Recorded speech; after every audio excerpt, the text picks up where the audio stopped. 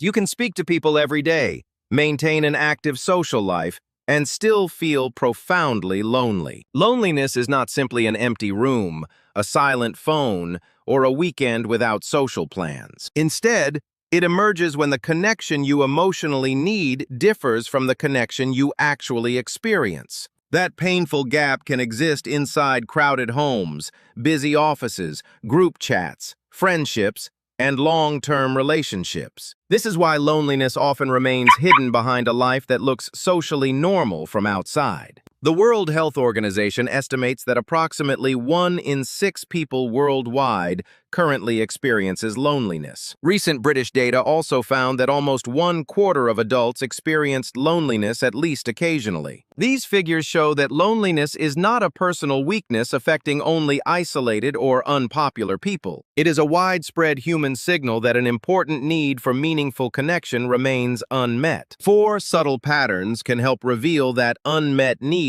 during ordinary moments of everyday life. These patterns are not diagnoses, and experiencing one does not automatically prove that someone is lonely. They are simply prompts for examining whether current relationships provide closeness, understanding, trust, and belonging. The first hidden sign is constantly scrolling through social media to feel connected with other people. You may know where friends traveled, what they ate, and everything that happened during their weekend. Yet you might realize that several months have passed since you spoke honestly with those friends. The feed provides information about people, but information alone does not necessarily create emotional closeness. Online communication can support genuine relationships, especially when distance prevents regular face-to-face meetings. The problem begins when passive observation quietly replaces active participation, personal disclosure, and direct conversation. Ask whether closing the application leaves you genuinely connected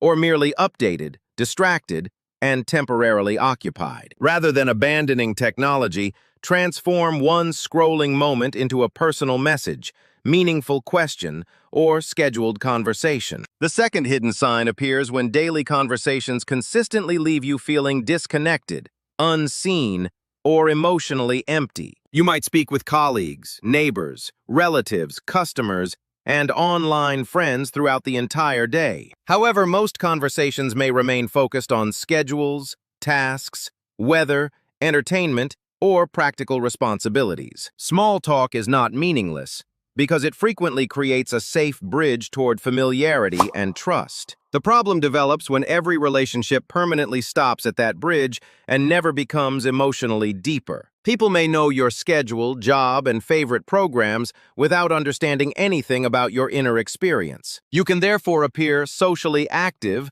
while privately believing that nobody truly sees or understands you. This reveals an important difference between the quantity of social contact and the quality of emotional connection. Social contact describes how often people interact, while emotional connection reflects trust, attention, understanding, and mutual care. Loneliness can remain intense when the first category is full, but the second remains almost completely empty. Many people avoid deeper conversation because vulnerability introduces uncertainty, possible rejection, and the risk of disappointment. Others feel exhausted, rushed, socially anxious, or accustomed to presenting only their most manageable version. Over time, every interaction becomes efficient, polite, and emotionally safe, but rarely feels genuinely nourishing. Afterward, you may struggle to explain why a friendly conversation still felt strangely unsatisfying or incomplete. The answer may be that useful information was exchanged,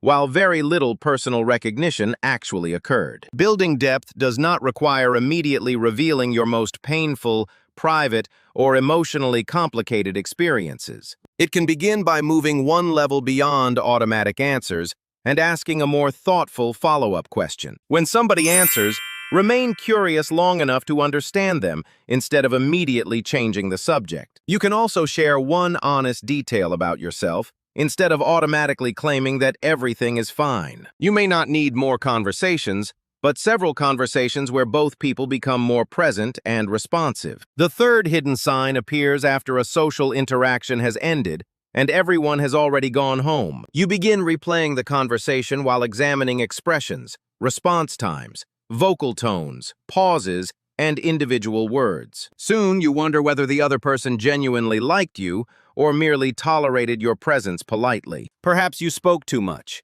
contributed too little, or failed to appear interesting, confident, or relaxed. This process can resemble careful social awareness, but reflection and rumination serve very different psychological functions. Reflection identifies useful information, supports learning, and eventually reaches a reasonable conclusion about what happened. Rumination repeatedly circles the same uncertainty without producing new understanding or a practical next step. Loneliness can make ambiguous social information feel more personally threatening than the available evidence actually suggests. A brief reply begins resembling rejection, while a delayed message appears to confirm somebody's complete disinterest. The mind fills missing information with the explanation it already fears, even when alternatives remain possible. That fear then changes your behavior during the next conversation, creating more tension and self-consciousness. You may speak less, hide your personality, monitor every word,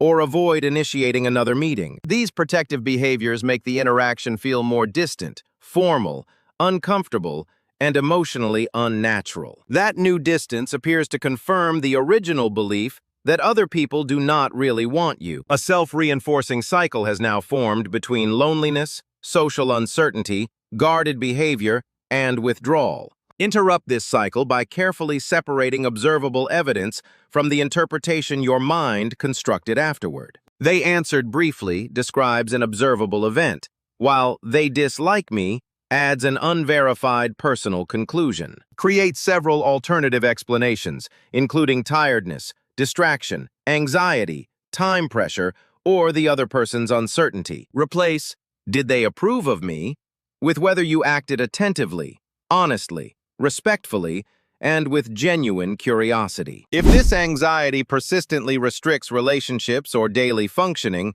guidance from a qualified professional may help. The fourth hidden sign is quieter and deeper, but one question can bring it into focus. Ask yourself where you feel that you truly belong, without immediately choosing the most familiar location. You might think about your home, workplace, family, city, friendship group, or an online community. However, belonging involves more than entering a physical space or possessing membership in a recognized group. It is the repeated experience of being known, accepted, expected, valued, and able to contribute. You can receive regular invitations while still feeling like a temporary guest inside everyone else's life. You can join several communities while believing that your absence would barely be noticed by anybody. This feeling often emerges during relocation, remote working, retirement, unemployment, parenthood, or major relationship changes. Previous roles disappear, routines become unstable,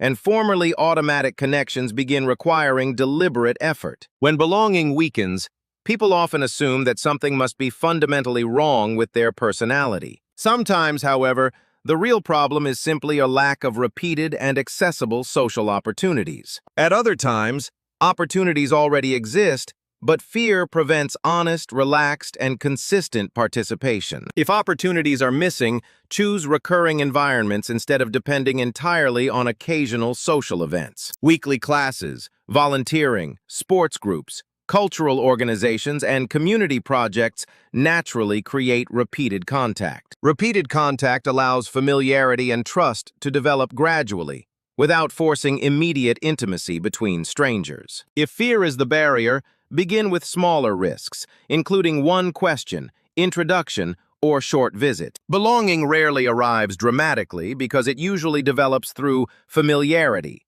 reliability, shared responsibility, and ordinary interactions. Existing relationships can also deepen through specific invitations, regular conversations, and consistent expressions of genuine interest. Recognizing loneliness means identifying whether you need companionship, emotional intimacy, community, partnership, or meaningful contribution. Choose one realistic action this week, remembering that loneliness proves connection matters, not that connection is impossible.